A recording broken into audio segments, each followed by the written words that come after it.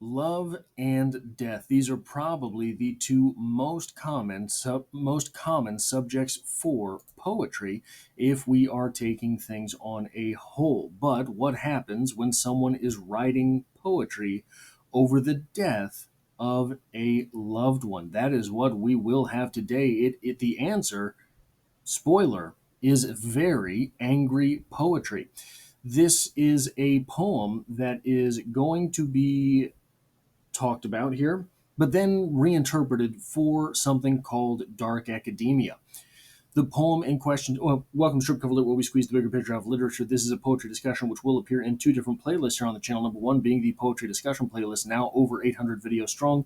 Number two being the dark academia playlist, a playlist dedicated to the ascetic and aesthetic of dark academia. The poem in question is Holy Sonnet 10, Death Be Not Proud by John Donne, and it reads as such.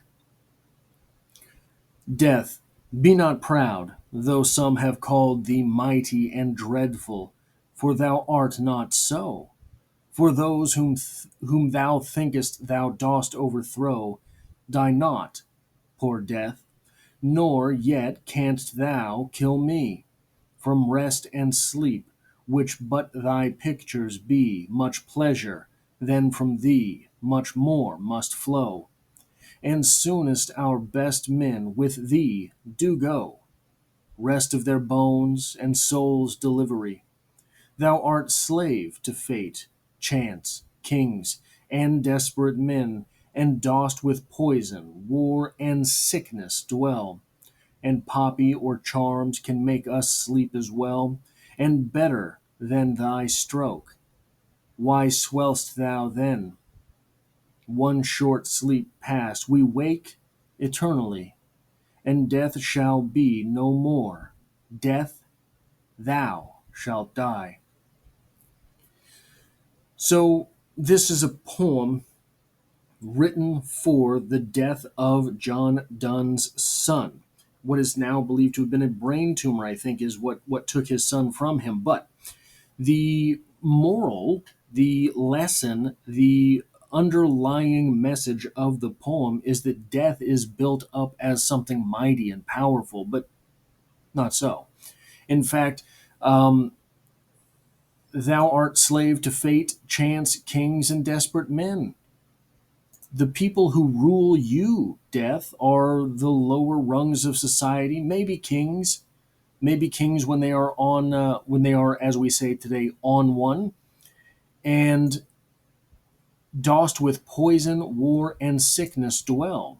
So you are a slave to fate, chance, desperate men, maybe kings, and your only friends are poison, war, and sickness. Well, if your goal is to make us sleep, Poppy and Charms can do the same thing. Poppy and Charms do the same thing that you do, but on a grander scale, because we wake from that sleep. We are better than you. In fact, the speaker here says that he is better than death, nor yet canst thou kill me. You can't kill me, death. I got one for you. So that is sort of the point of this poem, I think, in large part. But what if we take this a different route? What if we take this to not the death of the self, but the death of the ego? That, I think, is what it means to retreat into dark academia, to kill the pretensions that someone has about themselves and create the new. Dark academia, in my opinion, is a type of death. So this line here is sort of where we will focus. We wake eternally.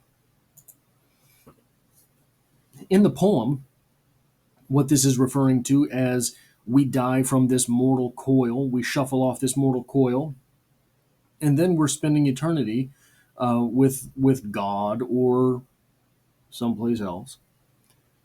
That is what the speaker is saying here. But what if we take this and reinterpret it?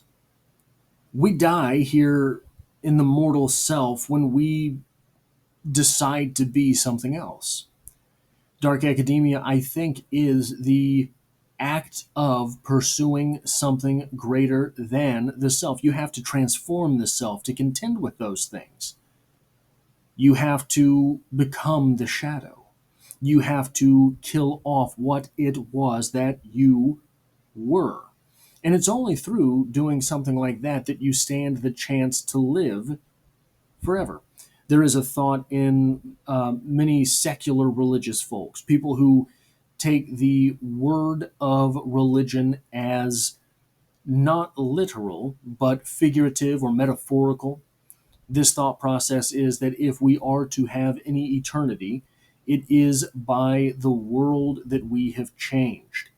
There's an old saying that a man dies two deaths. He dies the time that he takes his last breath, and he dies finally the last time that his name slips through someone else's lips.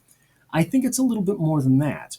I think that you can create something in this world that is more powerful simply than your name.